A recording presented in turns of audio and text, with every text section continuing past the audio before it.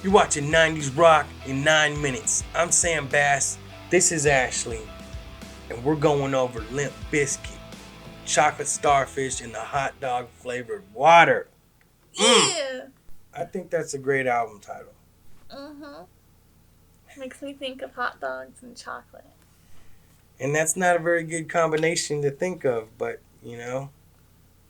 neither is Limp and Bizkit. He was quoted as saying that he wanted things to kind of turn the audience off. You know what I mean? For some reason. It was like probably reverse psychology, Right. Limp Bizkit. I don't want to listen to that. And yet you do because it's baller. This is probably their best album. Even though I like Significant Other with, the Nookie on it. Mm-hmm. This one has the most hits on it. You got My Generation. You got My Way. Rollin'.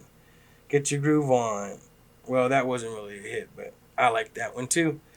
Take a Look Around. The Mission Impossible. Doo-doo-doo. That whole thing. And you even have guest appearances by Ben Stiller on here. No. Yeah. At the very end. Yeah. Is he singing? No, he's not singing, but it's a secret track where he basically comes on and starts ripping on them, but he's acting like he's giving them props. He goes, who could take thrash, rap, rock, metal, a little bit of techno, blend it all up into a fine mash and come out with something that's not fertilizer? That's the biscuit. That is Limp Bizkit. So he was talking about limping with the biscuit, and it was hilarious. Back to the title, though. They were eating hot dogs, and he wound up having diarrhea from that. Oh, okay. So then he was like, well, no, I'm just kidding. I actually couldn't believe it. I believed that. I could have seen that. Exactly. So basically, they're cruising around, Limp Bizkit tour bus, and they stop at a gas station, and the guitar player, Wes, he notices these bottles of flavored water. There's all different kinds of flavors, and he's just making a joke. Hey, why don't they make hot dog flavored water? Mm-hmm. Okay. So that was partially what inspired it. But chocolate starfish is actually it's kind of like a saying a-hole, another way of saying butthole or whatever. Mm-hmm. And it's really kind of like the Sgt. Pepper's thing, where it was the Beatles, but they were really, they're saying the album title is really Sgt. Pepper's Lonely Hearts Club Band. Like they made up a new band. Right, they were pretending to be a totally different band. So chocolate starfish is Fred Durst, and the hot dog flavored water is the rest of Limp Bizkit. So actually kind of a Beatles reference. Yeah, that's interesting. Do you know if he intentionally did that, kind of related to the Beatles, or?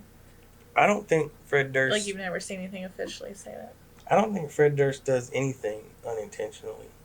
I'm just asking, have you seen him quoting or interviewing, saying that's what inspired me, the Beatles? No, but I seen him in a video with Britney Spears. And what was going on there? It was OnlyFans. Oh. Yeah. Wow. This was around the time when it was rumored, that they were maybe hooking up.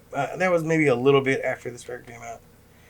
But I'm sorry. I mean, if you're Fred and you see a girl on TV and she's asked about you, which happened on TRL or whatever, this is so old school that I know this, and then she was like, ooh, no, she didn't even know him, I mean, I would be kind of like, damn. The secret weapon here is Wes Borland, the guitar player and artist. He made all of these drawings. Oh, I didn't know that. You didn't know that he did that? The guitar player?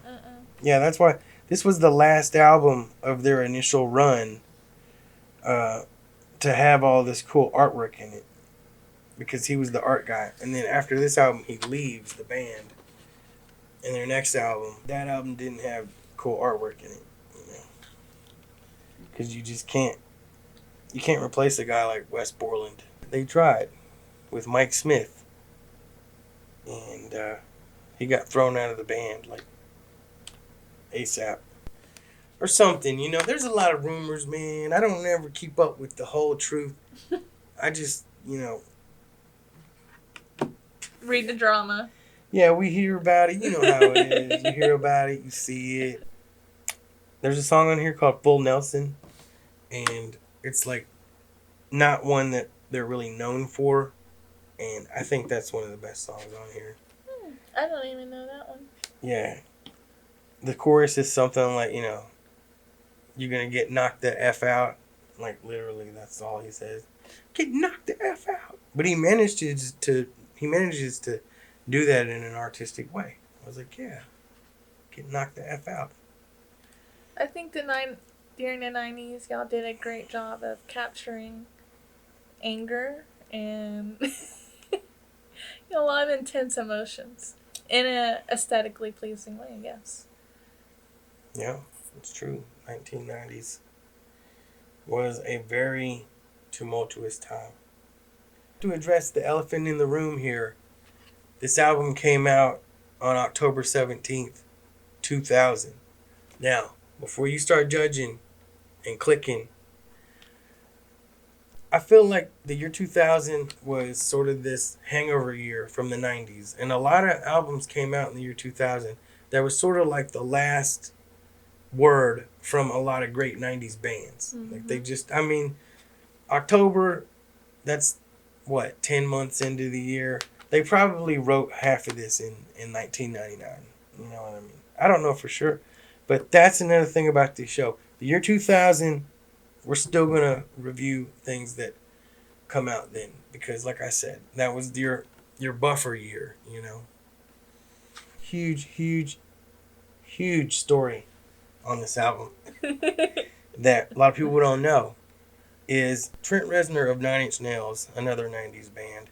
He was pissed that there's a song on here that references 9 Inch Nails lyrics in it. And that's Fred Durst was actually a fan of 9 Inch Nails. He kind of took little words or little phrases from 9 Inch Nails songs and put them all into the chorus of a song on here. And then Trent Reznor sued him. Oh. Yeah. So Trent Reznor, I think he was quoted as saying that, like, Limp Bizkit isn't even really music. And now he's making money off of Limp Bizkit. So he just thought it was funny. That, like, you know what I mean? Damn. So this album right here was pretty much the last album from their first run, their big run. They dropped Significant Other. Before that, $3 Bill Y'all was kind of a hit.